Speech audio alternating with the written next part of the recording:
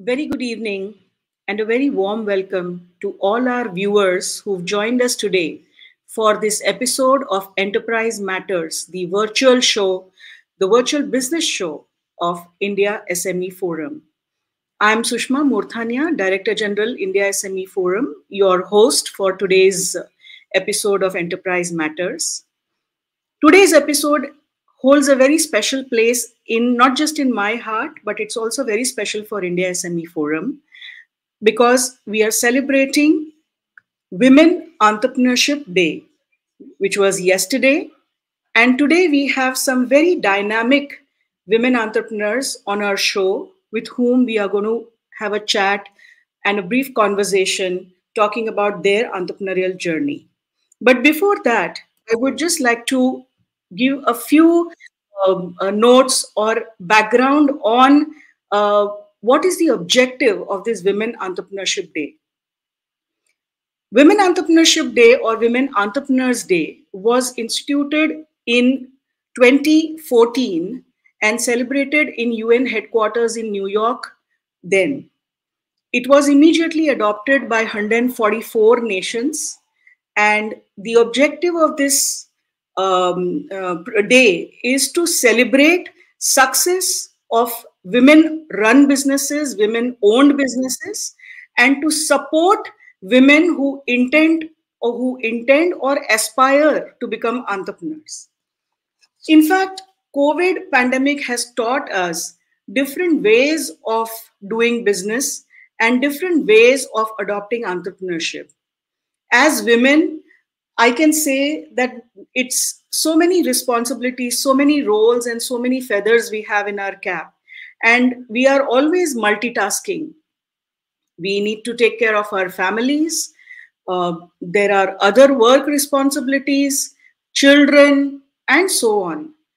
But having taken care of all these responsibilities while doing this, how do we also become economically independent through entrepreneurship is what we need to learn. And that's what India SME Forum is also committed to in enabling women who aspire to become entrepreneurs. Out of this 1.40 billion population that India has and 63 million MSMEs that exist in India, only 20% of share is of women entrepreneurs. Or I can say 20% participation of women is there as entrepreneurs, and around 17% in the labor force. And that's not enough, because we need to enable and empower more and more women to participate as entrepreneurs or to participate in labor force to contribute to our nation's economy. And that's what India SME Forum is also committed to. But today, while we are celebrating success of many women who are in businesses and who are running very successful business today, we have three such enterprising and dynamic ladies on our show today who are torch bearers and who are, whom we can call champions of change, and who have broken many, glass ceiling, and who have challenged, in fact, many barriers, who've crossed barriers, and they are very, very successful today. So allow me the pleasure of inviting a very dynamic duo, sisters basically, and now they own a very, very famous brand called Suta. So allow me to introduce Ms. Sujata Biswas, co-founder of Suta. Hi, Sujata. Hi. And hi, Tanya.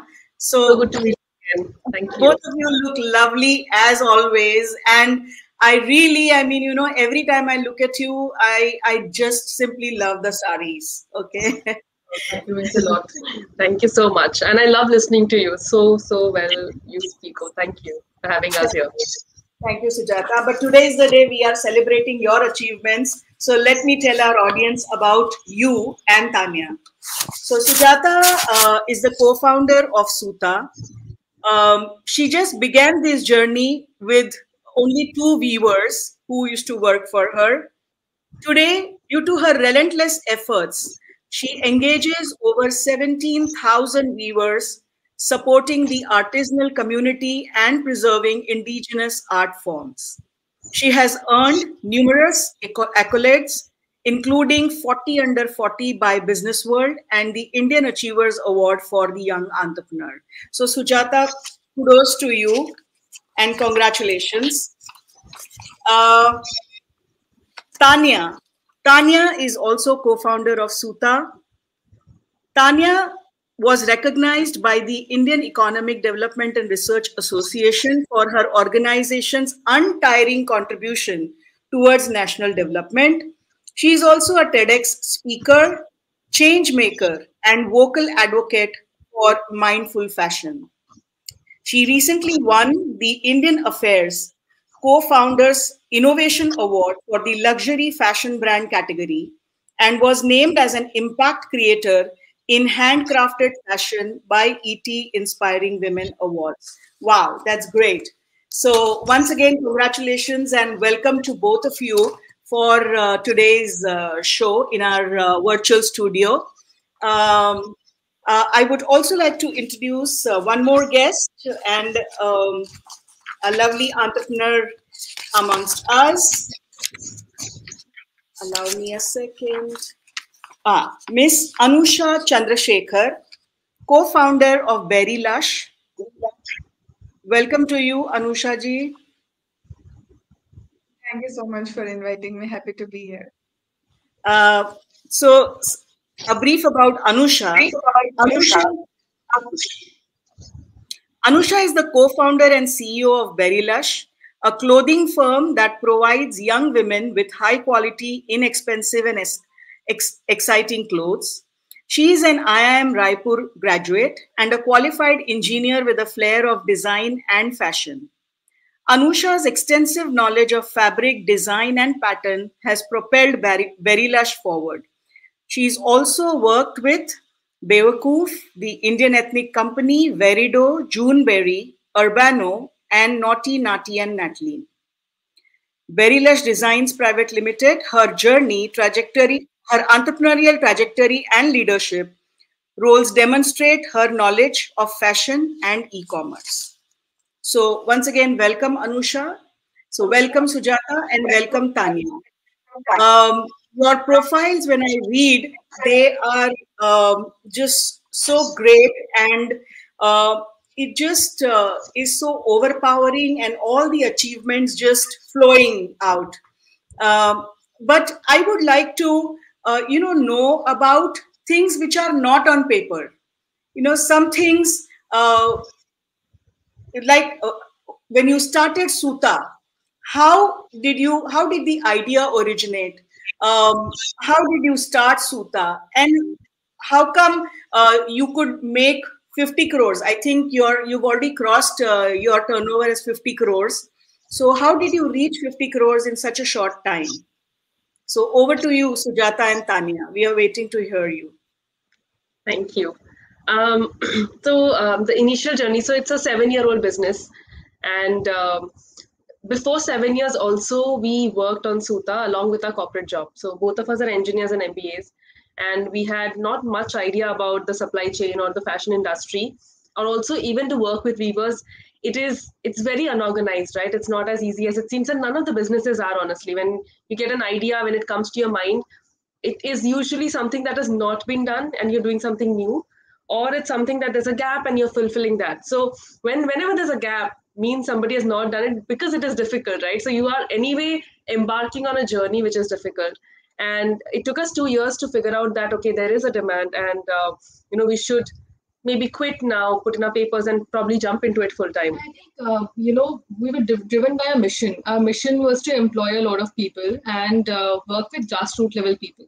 I think once we set the mission, it becomes very easy to take a path and take a route. And if you just think that, okay, I have to make a certain revenue, then it becomes, you don't know which path to take, and you're very confused, right? That's what helped us a lot in the initial journey. We never set a target for ourselves. That okay, a number target. We didn't have a number target. We didn't set. Our target were mostly in terms of let's have 20 weavers and give them constant work, and that's the aim that we started with. And I think yeah, I feel when you have a strong aim, I think that helps you put your systems and everything in the right place, and that's what we kept doing on and on with discipline and having good team. And we understood that the kind of product that we wanted to build, it was not that we could have easily failed. Is what when I look back, I feel that, because everybody questioned us, why sari? Are you crazy? Are you girls mad? Our parents also questioned us because it didn't look like a product that's people are looking out for. But we believed that saris as an attire was going out of fashion, and there's a place where we can create for ourselves where youngsters start wearing saris. It has to be easy, it has to be light, it has to be the ones which we personally liked, and hence we started working on it. And I think it just fell into place because we kept being very transparent to the customers, with the audience, with the weavers. I think that worked. That helped us a lot in the journey. Part of my next question you answered, but still I would like to go ahead and ask. See, whenever a woman entrepreneur or whenever a woman plans or wants to start a business, the biggest question lies is what business or which business should I venture into? Forget the passion, because see, it's very lucky few who can find a business in what you are passionate about. But for most of them, business can be separate and passion can be separate. So in your case, why saris? Because obviously, I mean, there are many other artisans and many other categories of creative manufacturing. So once again, I mean, I would like to ask, what made you choose saris? Where did you see it's going to give you business? Because see, it was a long road, no, to even expect youngsters to wear saris. So that was something which you wanted to create a market. So how did it fall in place, and what was the idea, and what kind of efforts you had to take? The question is really lovely. Yes. Because in the hindsight, when I see now, everything I'll say will sound like a story and so rosy and beautiful, right? But when we were actually there, it was a massive question. Like both of us also kept asking each other, and honestly, leave crores. Like we never thought it'll become like even a single digit crore, like that way. We didn't envision like a sari business to be that big. For us, we wanted to create saris that will be fun, that'll be quirky, and there was a huge gap, we say, because whenever we wore saris in our corporate offices and meetings, people would always stop and ask, oh, is it some Indian, like it's some festival you're going to or some temple you're going to? Is it like shadi? Or that notion. And hence we figured that there are a couple of women who are not wearing it because of these irritating questions, or a couple of women who would just stop bothering off to find out a sari. Petticoat dhundna hai, you have to put a fall, you have to figure a matching blouse. And I felt it was becoming cumbersome for no reason. It is not supposed to be cumbersome. Early days, you would just find it on every nook and corner that you'll find a sari and a petticoat store and a fall and edging store. Now it was going away, and we thought maybe there are girls like us. Maybe there are girls who want to do it but still don't have an avenue to do it. And hence we thought this is a beautiful place where we can. And also the kind of societal norms of young girls have to wear blingy, difficult ones, saris, because they're young, they have to look young. And, and these saris will make you look young. The ones which has very heavy embroidery or red or like just bright, very blingy. Because when I went to the local stores, they would not show me the ones kept on the higher racks, which is meant for older women. And when I pointed at it, they said, no, ye aapke liye nahi hai, kiske liye le rahe hai, dadi ke liye le rahe hai. I said, no, I want it for myself. It's not a dadi sari. You can't label a sari like that. And all these, I think, inputs had made us think that maybe it's just a notion and we can clear it. We had to do a lot of work, groundwork. For example, we had to do a shoot which would look like it's easy. So we started shooting it. we didn't want a model shoot because it may look difficult. And again, to make anyone understand what we expect out of our product was difficult. So whatever we had in our mind, and that's what I think everybody who starts a business, if you have a core idea, try to always stick to that core idea. So if you write it down, okay, we want to make the sari fun, so don't forget it. And don't start doing the regular shoot which everyone else is doing with pinning up the sari and again standing proper. No. You then remember that I wanted to start this, everything has to fall in place. So that communication and ideation was what helped us a lot.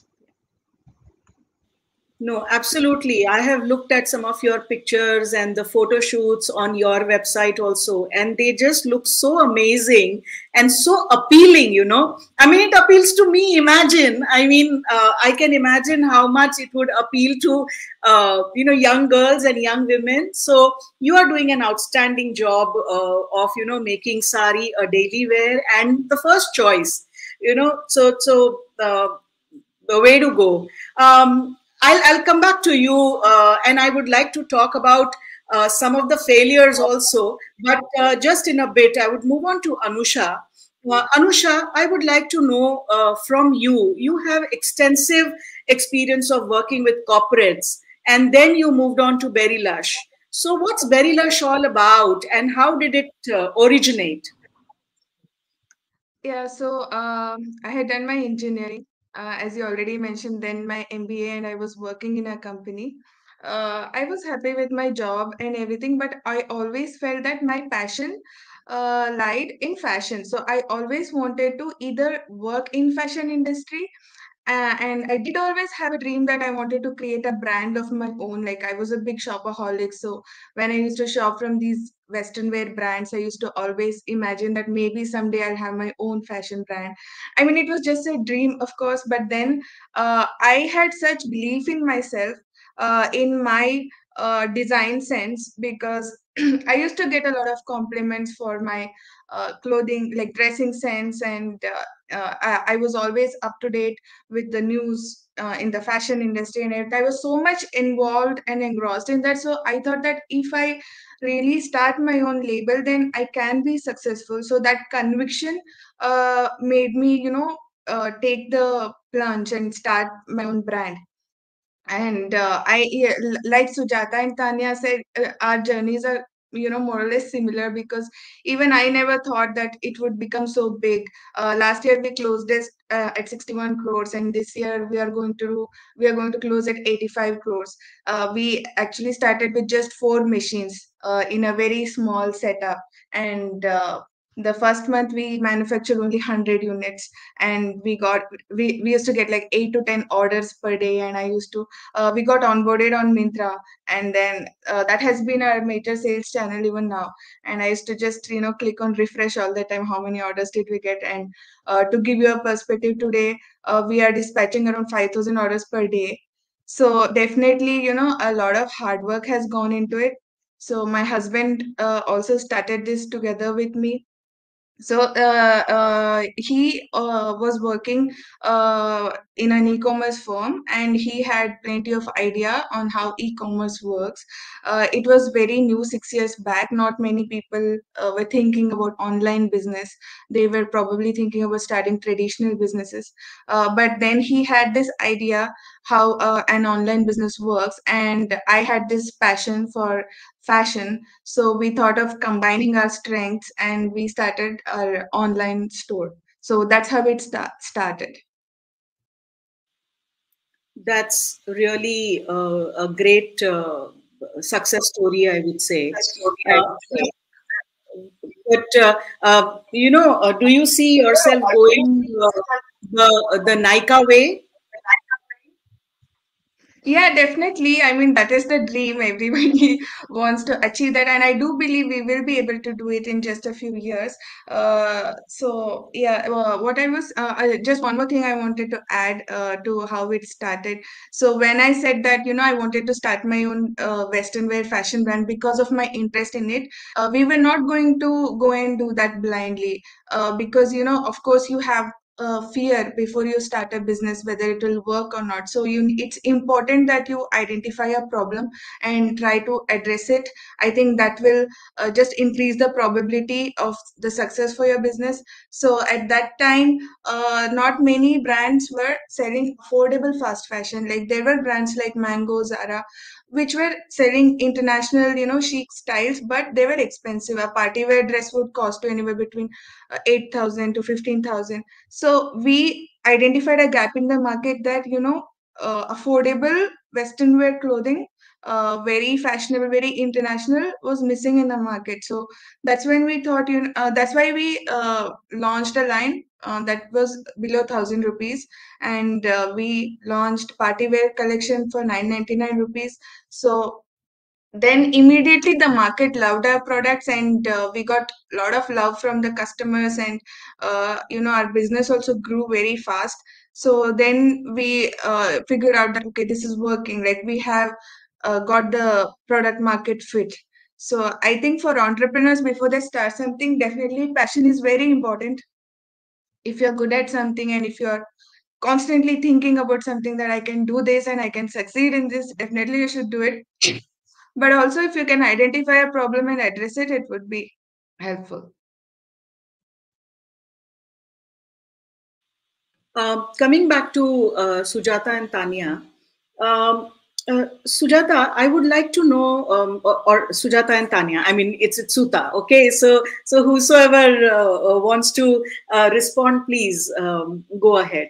Did COVID play a role in scaling your business or taking it to the next level? Because honestly speaking, during COVID, there were so many ads we used to scroll and see on Facebook and all, and on my Facebook I could only see Suta and nothing else. Every time I would open to scroll it, I would only see Suta. And I mean, I had never seen it before. And suddenly it was Suta everywhere.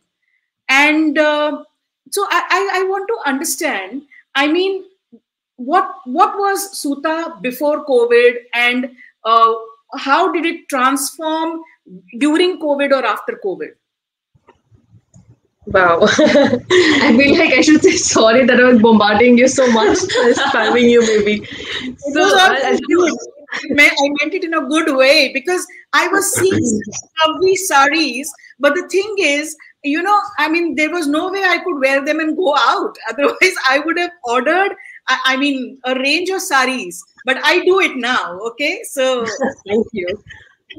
So I'll tell you what happened during COVID. So we were, I think, speaking in terms of numbers, just to make you understand, we grew 3 times, like straight away 3 times after COVID. And COVID, it was philosophically answering, it was a big realization for us that, because when we were sitting at home, there would be weavers calling us and saying, Didi, if you don't buy from me today, tomorrow I'm not eating. So that was the situation. And that's the day when because till COVID, me and Tanya were like, we will not take external money. We will not be on marketplaces. We'll just sell our own product and we will not do blah, blah, blah. And we were very happy with the kind of growth we had. And we thought that we don't want to become too fast too soon. Yeah. We were not going towards fast fashion. We didn't want big numbers to be chased. So we were very different philosophy for us. And the moment COVID happened, it made us realize, if you have the power to impact so many lives, why not? And that's when we realized, oh my God, growth is inevitable. There's nothing like I will not grow. We can't say that. It doesn't mean anything. It means zero. So that's when we realized, and honestly, that's the time when we hired the maximum. That's the time we onboarded maximum weavers. And the ads, what you're talking about, you won't believe, we were so lucky, blessed, honestly, that customers were constantly buying. I literally called someone and said, I asked that you just picked 12 saris, and it's COVID. And I don't know when I can ship it. Why did you buy? She's like, because I know you're doing a good job. And that was such a big thing to say. And she said, I know someday you'll ship it. And I was I think what worked here, because there were so many brands who could not do well at that time.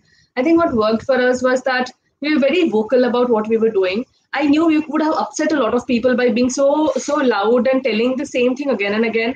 We kept saying that okay, we are launching certain designs, and we live together, so it was easy for me to shoot on her and be at home, so it was easy.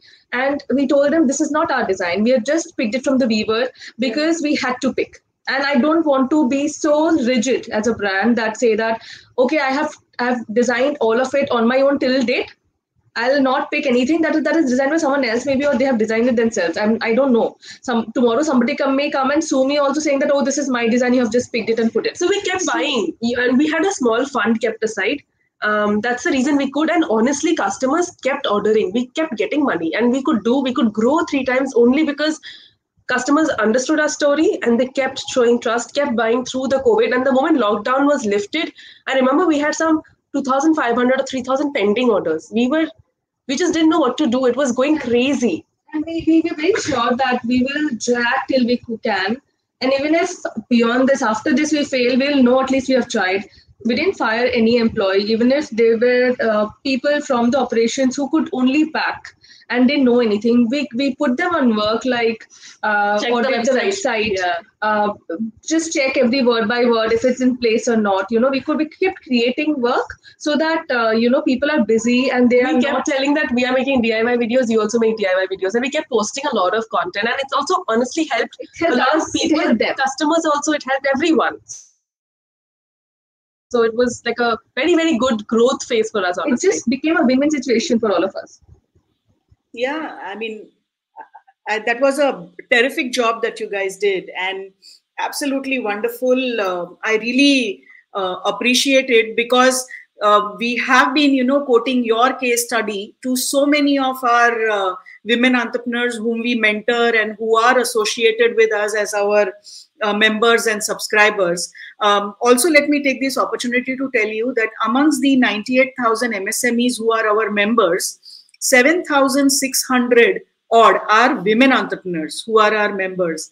And we have been, constantly engaging with them, constantly, mentoring them, constantly talking to them about the importance of digitalization, why it is so important to go digital. And we have been hand-holding them on taking their businesses online, because, as women, obviously most of us, we do not have working capital, we do not have shops, we don't have money to buy assets, so that these challenges are always there. And believe me, you have inspired many women in many ways. And though not just in the sari business or the clothing business, but many women who have seen digital as the alternative medium or a mode, to get on to doing business. In fact, many women during COVID, they could do substantial business and stay afloat. So I am all for you and the way you have conducted your business. Anusha, tell us about you. Why digital for you, and how do you have any stores? I'm sorry, I'm not. Yeah, Not we recently launched a few offline stores as well. So we have okay. 6 offline stores in different cities in India. But this is a recent development. But we are a digital first company. So we started with selling on our own website first. So we built our own website on Shopify, and then started running ads and promoting our website to get orders. And then we took the route of marketplace. So we got onboarded on Amazon, Flipkart, my Myntra, and few others. And Myntra had a proposition for us. They really liked our design, so they wanted us to be exclusive with them in the beginning for 6 months. And we accepted that partnership, and they kind of helped us grow. And we also provided the kind of products that were missing in Myntra. So it was like a win-win situation. So we saw that it was relatively easier for us to start online rather than opening up a shop, because that would require a lot of funding, and we are a bootstrapped company till date, so we used our own funds to start the business. So the initial idea, there was a lot of mental block, thinking that you would need a lot of money to start a clothing business, and we had no idea about the manufacturing. Where do you get the clothes from? How do you do it? And how do you open a shop and carry the inventory? Where do you get all the money for all that? Then it clicked that why not open an online store? Like, why not start selling on the website? So we did it as an experiment. So I think it's kind of less riskier when you're experimenting online, because then you carry less inventory. You don't have to fill up your store. If it's like a physical store, you have to display all your products and carry inventory, right? But in an online store, when you initially begin, you can start with very less inventory, and you display the pictures, and if customers are liking your products, then you replenish. So that is how we started. Like, we were not sure it was going to work, so we thought, okay, let's do it as an experiment. And then when we started getting orders, we built according to that. Like, we at first were we had outsourced our manufacturing. Someone else was manufacturing for us. Then when the orders started growing, we set up our own facility, the manufacturing unit and the design department and everything. So now we have 2 offices. We have our own warehouse. We have our own sampling department, and we have in-house manufacturing, as well as we've outsourced it also. So I think this kind of growth is possible because it was an online business, and we could react to it faster. Everything happens in the back end, right? Like, you get the orders, and then you calculate, okay, for 3 months I will need these many units of this product, and then you replenish it. So I think and now when we think about our whole business, I don't think we could have done it any other way. Like, going digital was the best decision for us. So even now, we are like 98% of our sales come from online channel, and the offline stores which we have opened, those are mainly for branding, that people we become more aware of the brand. But even now we are completely focused on online sales. So how many stores you have, Anusha? We have 6 stores. But are they across India, or they are just across south? India? Noida, Rohtak, Surat, Hyderabad, and few other places. So, but these are your own stores, or are these franchise? One is our own store, which we opened in Noida, and then the rest are on franchisee model. Okay. Okay. And Suta, you also have your own stores, isn't it? You first had an offline store and then you went digital, or it was digital first and then you thought of setting up a store? So we've always been an online brand. Our website was always the one which gave us the maximum revenue till about last year, 2 years back. Till then, we were not even on marketplace, so we only used to sell it via our website. And we've recently gone on marketplace, and it's doing well for us. And stores, we have 8 now. 9th will be opening next month, which is in Pune. And ours is all franchisee operated and franchisee owned and company operated. So I think I would like, yeah. So apart from these, 3 stores are our own, and the rest are franchise stores. But yeah, I think the best thing here was that when we started, we didn't even have a website for 2 years. We were only selling from Facebook, not even on Instagram. I think a lot of women do that, and they run an amazing business. I think the bad part is reconciling everything and tracking orders. Everything is a hassle. It gets messy. So if you have your own website, of course, it helps a lot. Yeah, but we did a lot of mistakes. Of course, we had like crazy mistakes, and then people ask us, they're like, "You might laugh at our problem." I said, "Nobody is going to laugh at you because we have done n number of things and so many wrong things." So we could just relate to everything that people say. Yeah. But do you have any different kinds of customers online and offline, or is it the similar consumer behavior you have? I mean, anything different at offline stores? Offline, yeah, there would be a section of people who don't shop online at all. Even if they've seen our page, so they come with a photograph saying, "Oh, I want this, I want that," but they really need that kind of, now. Stores, recently we figured that stores have been contributing almost 18 to 20% of the revenue. So it's a lot of chunk comes from the store. And we have in April, we started opening stores. I think before that, we just had 2 stores. From April this year, we started opening all our stores, and the festivities, we saw it for the first time. There are a lot of customers in India who do not understand online shopping yet. They love offline shopping and they swear by it. Of course, it's a sari and blouse. A lot of people might think online shopping ho bhi kaisa raha hai, pata nahi. So that's a different story altogether. But there are I think there's a lot of difference in the kind of buying. Yeah, the size of the cart increases much more when it comes to physical shopping. Yeah. Because then impulse buying becomes like, I think you touch and feel, you love it, you try it, you see yourself, you love yourself even And more. even cross selling, you will just pick 2 more blouse and 1 more sari and 1 more blouse piece and 1 more something, So it's a bigger cart. Yeah. Okay. I'm also going to, take some questions because there are a few questions also posted online. And here is one question for Anusha. As someone who's struggling with team management, people are still not used to taking orders from women. I'd like to know, how do you foster a positive and innovative culture within your team? Oh, okay. So here it's something like, how does your team cope up with the woman boss? So that's what someone is. It's a question by Kashish.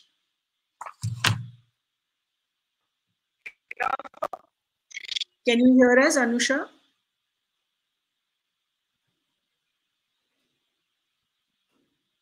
I believe Anusha has some network issue. Anusha, are you able to hear me? I'm sorry. I think there's some network issue. Yes. Did you hear my question, or you want me to repeat it? Okay, now is it clear? Am I audible? Yes, little bit. You can see the question posted on the screen also. So, Okay, I'm Kashish so sorry, I didn't hear you, so I'm just going to read the question. It says, how is your team coping up with a woman boss? Are they okay with taking orders from you? Yeah, so in the beginning, it did happen that people thought my husband was like the main boss, and I am just along with him. And even now, educated women, when I meet some women, when I tell them that, my husband and I started Berilash, we are working for Berilash together. So they automatically assume that it is my husband's business and I am there to help him. So they're like, oh, so you help your husband. And then in one instance, I just kept quiet. I said, yeah. But my sister-in-law who was there, she couldn't take it in. She was like, no, her husband helps her. It's the other way around. So, automatically assume that the boss is always a man and the woman is just, helps him. So I think it will take some time for this mentality to change. But then in our business, when people saw, you set an example with your work, right? Like when you're the decision maker, when you are clear with your vision. So these are the things which I want, and this is and when people join your company, they are always looking to, they are always following the leader. Like the leader's vision becomes their vision, and whatever the leader does, they tend to, do the same. So, when you take charge, when start accepting yourself as that, yeah, I am the boss, I am the leader, and you start leading people, they will definitely respect you. So now things are not like that anymore in our office. Like now everybody knows for sure that, okay, she's the boss and, we need to listen to her. So maybe initially, that hesitation might be there because the CEO is a woman, where is the boss, like, okay, she's the boss. So but then, when they see your work, when they see your decision making skills, and when you support your employees, you give them clear directions. In a startup, what employees, the difficulties what they usually face is they don't know what to do. It's not clear what they are supposed to do, what are the expectations out of them. So you need to be very clear in your communication with your employees that, these are the things which you need to do. This is the vision of the company, and we are going to do it together. And whatever difficulties or challenges they face, you're always there for them. You're there to guide them, and I think that will help you. Yes, well said, Anusha. How about Sujata and Tanya? Have you faced any such bias or challenge while conducting your business? Because many women who are generally taking mentorship from us, uh, while taking any kind of credit support or loans, or whenever they go to any financial institutions or even otherwise, they do face bias at times. Like, many a times you go asking for loan, these women do not have assets on their names. And there are at times they are asked, bring your husband, yeah, bring your father, are they guarantors, or so they do face many such challenges. And also we have these set notion and set mentality. When we say businessman, it is businessman. We don't say businesswoman. There are so Yeah. many things. Like when I say an entrepreneur is also male. It's a man. Entrepreneur, we don't say. We say a No, woman it's a entrepreneur. man. Yeah, exactly. He's a women entrepreneur, and that's the word I really, really feel so sad about. And I feel men entrepreneurs de bhi karo yaar. Matlab kya? It's so true, and it's so ingrained in the system. And honestly, I would not say you can blame anyone, but it just will take years and years of conditioning to change it. It's how the society has been, and I think it's going to take a lot many years and lot of effort from all of us, not just us. Like as women, we have to do something. Men, to our kids, we have a lot of responsibility for them to break this conditioning in the head that you have to get a guarantor as a man, husband, father. Abhi bhi wahi husband slash father's name. That thing will take a lot of time to get out of the system. For us, I think it's easy because both of us are there, right? इधर भी देखो डांट पड़ी तो उधर भी मैं हूँ यहाँ पे तानिया है. So they can't just like go somewhere else to find a man boss though. But that I get your point, Anusha. What you said is true. That sometimes they say that, oh, for this discussion, can you send your CFO who they assume would be a man? So these kind of things, there. Yeah, I think it's prevalent. Like, we live in a society where we're conditioned, and hence we also get questions like, oh, your husband's also involved in the business or not.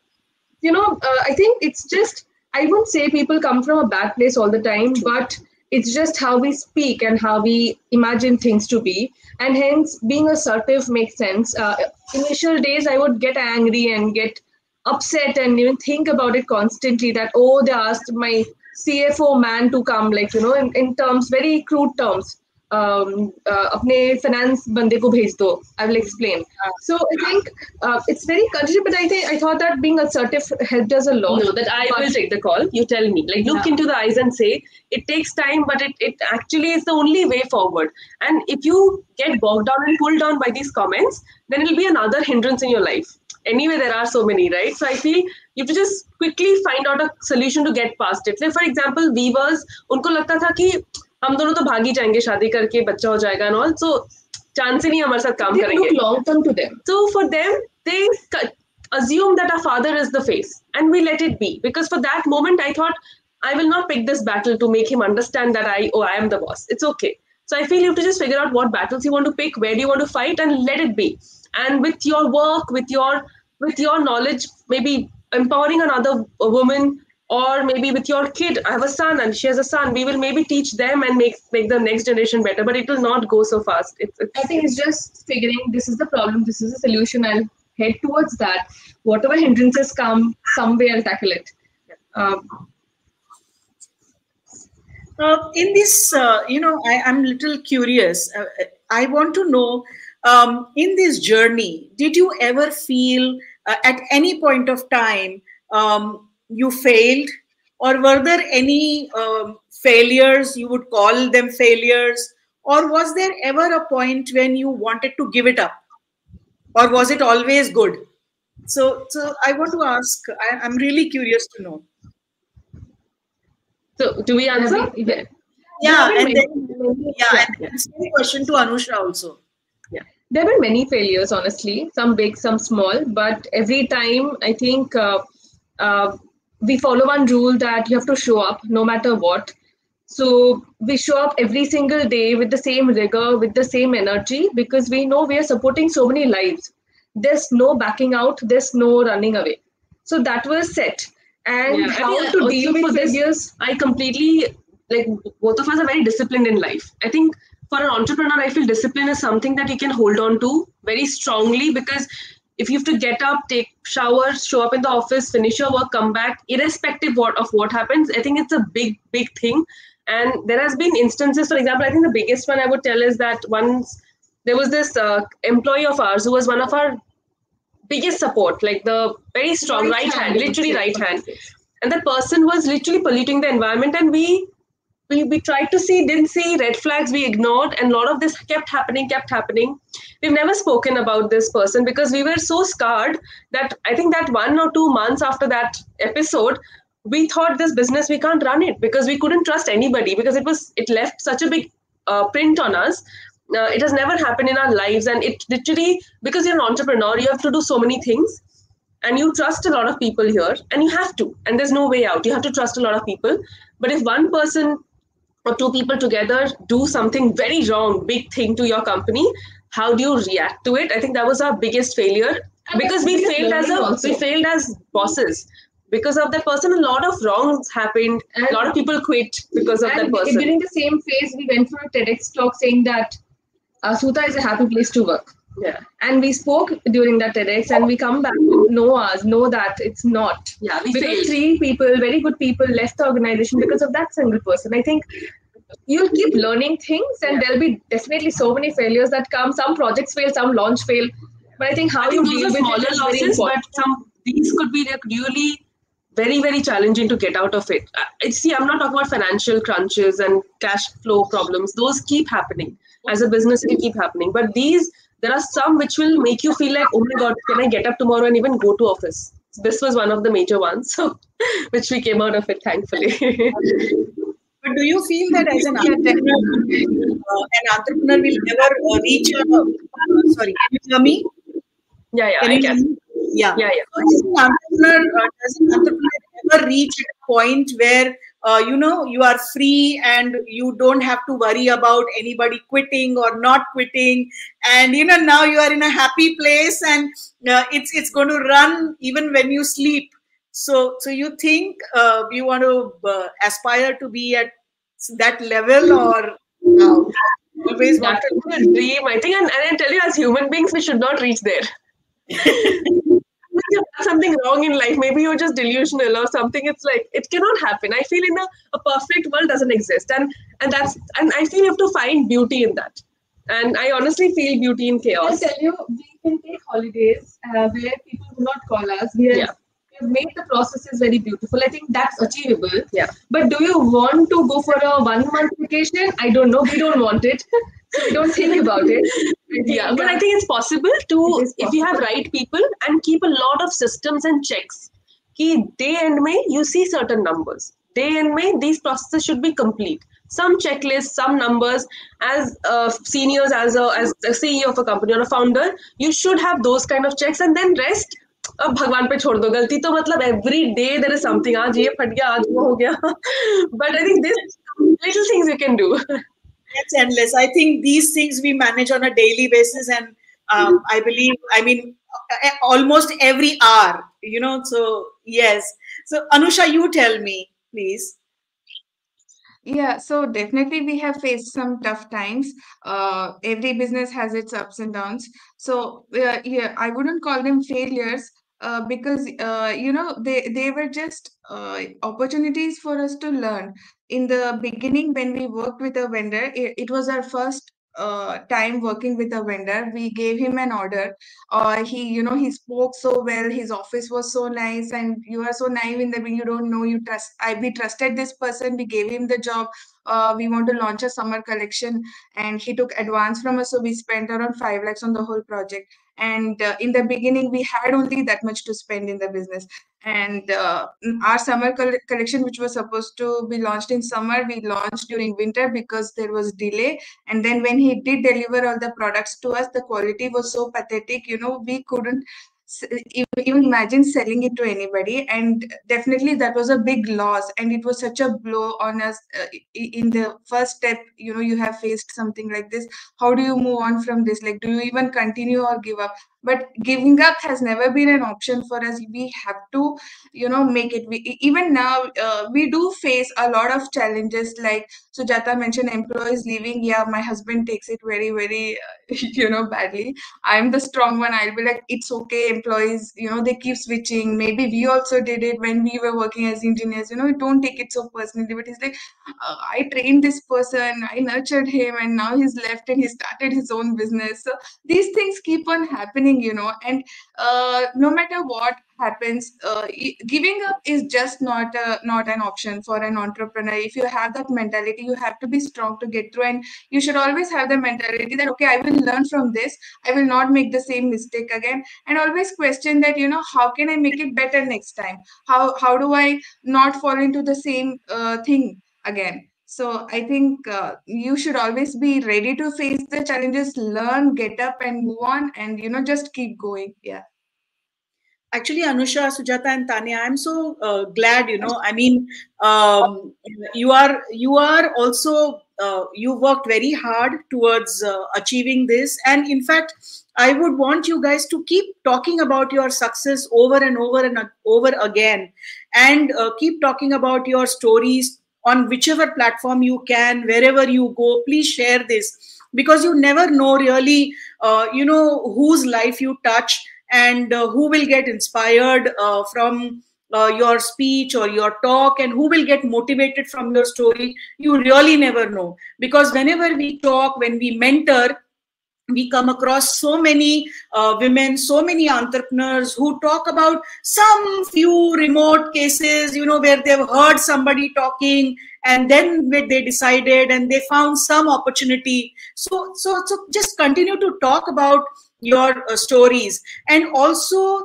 I would want, because you guys are influencers, you've now you are now uh, at a place, in your business where you can afford to preach, so so so yes, I mean, please talk about it's okay to fail, especially for women entrepreneurs, you see, because uh, many of them I've come across, first of all, they don't get to do business, they don't have support, that for doing or starting a business. And even if somebody supports, they cannot fail. You see, even as women or as parents, we start, accumulating money, saving money for marriage of the daughter, and dowry and so on. But we never give them money to start a business. As parents, we never say, okay, let me invest in your business and let me, help you become independent or atmanirbhar or self-reliant. We don't do that.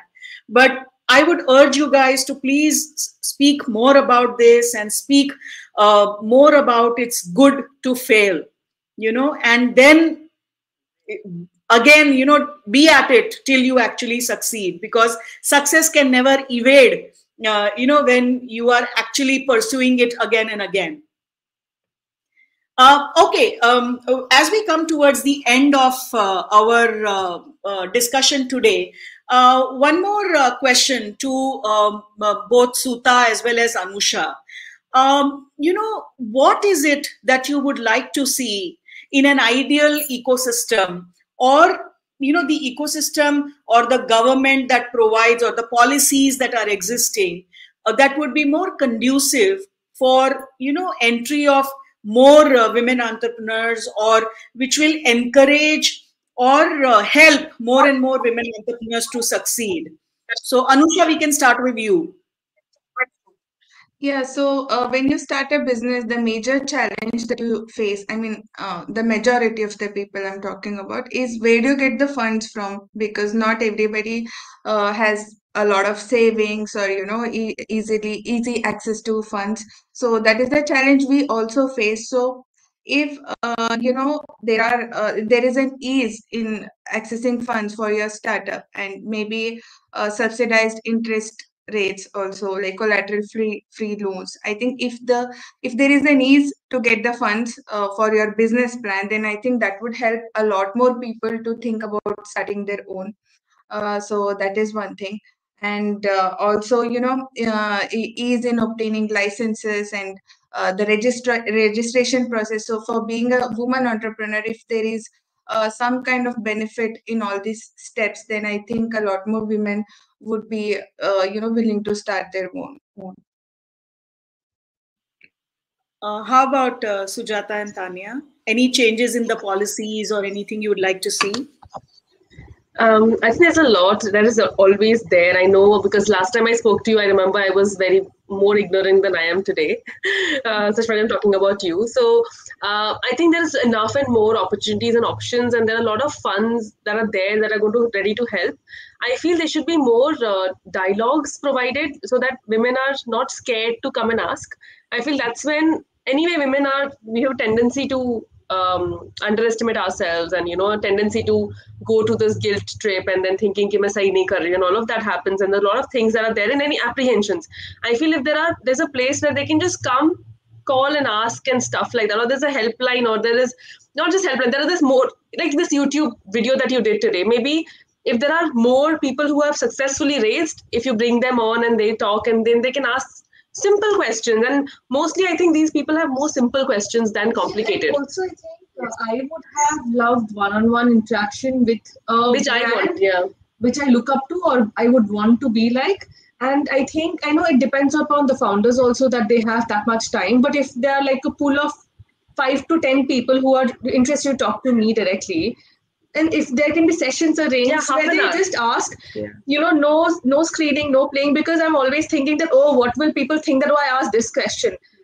Is it invalid? So I think one-on-one dialogues where I could answer a couple of questions for people, it's like a closed room discussions. I'm sure that may happen, but when I was small as a brand, I didn't find these opportunities, or I didn't know where to access. Yeah, it was very scary. And I reached out to a couple of people, but I didn't get the right help.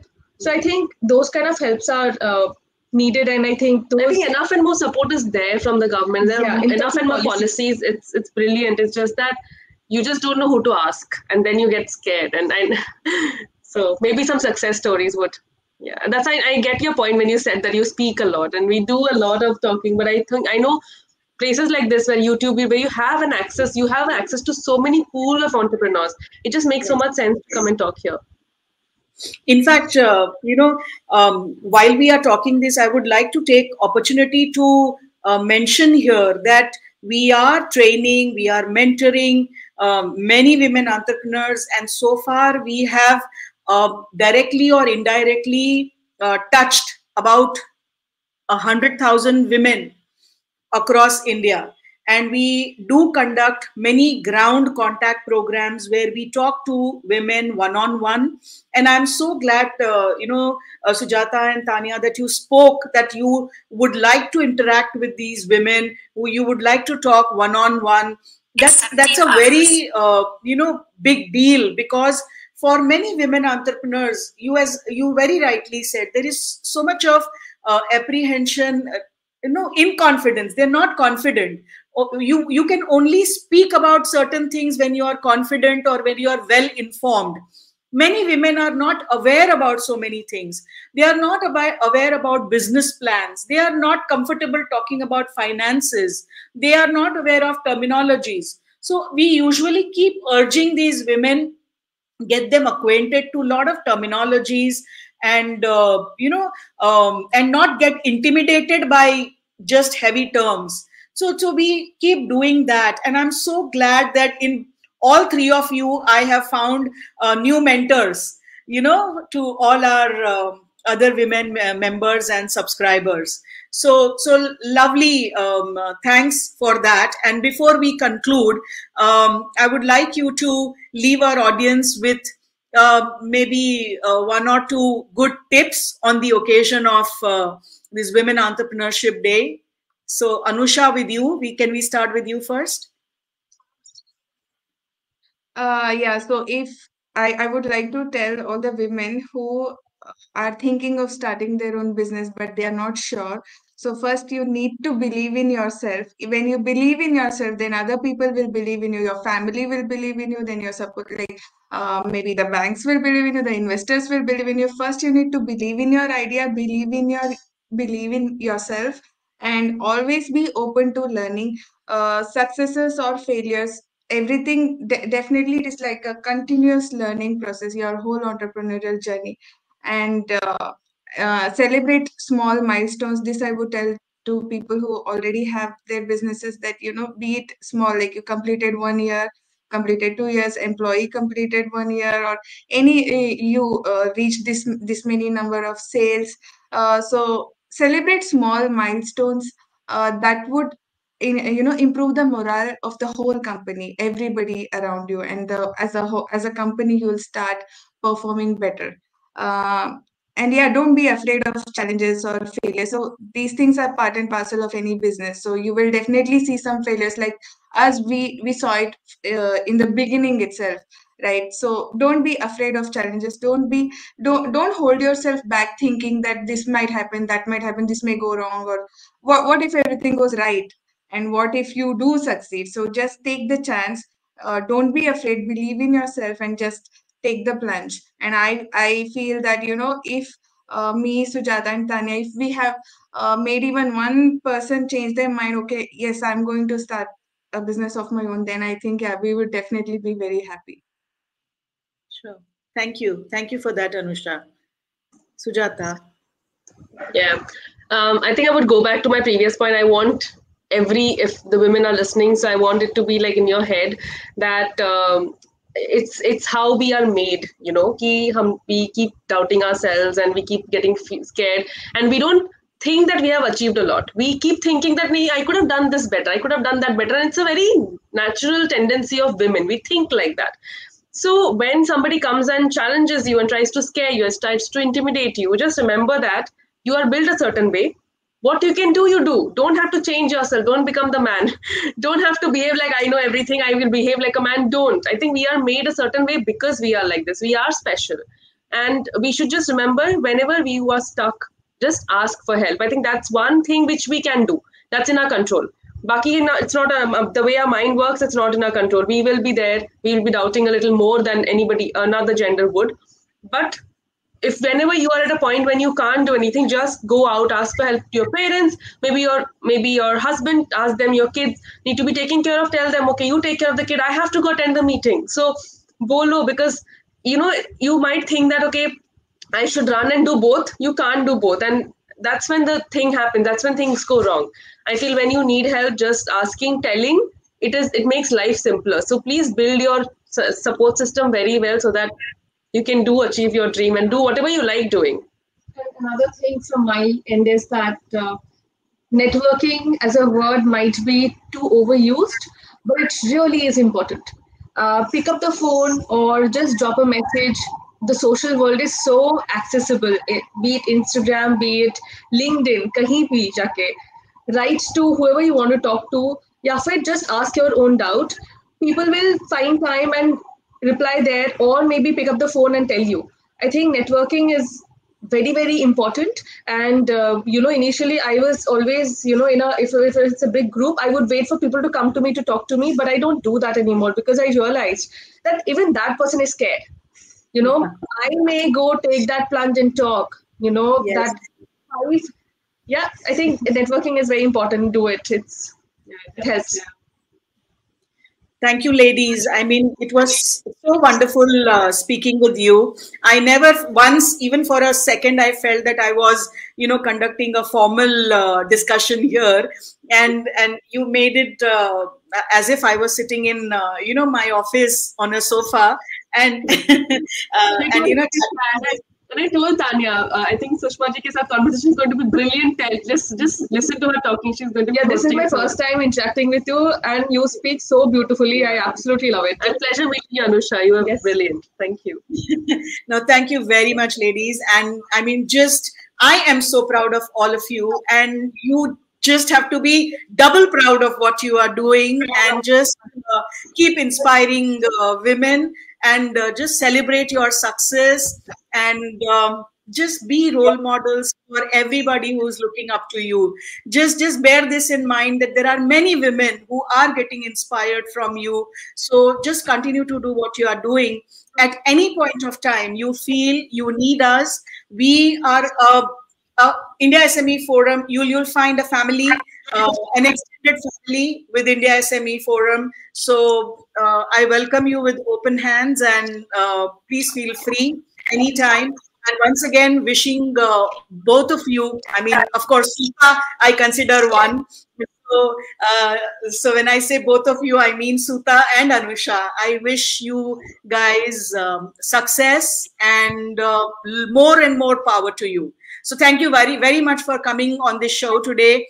And thanks to all our viewers who have been watching us. There were a few questions on work-life balance and innovation and digitalization and all, but we can talk about it some other time. Today, we were only focusing on your success and your journey and your achievements and celebrating that. So once again, thank you very much, ladies. Thank you so much. Thank you so much. Thank you. Thank you so much, Sushma. It was lovely chatting with you. Thank you, Anusha. Bye-bye.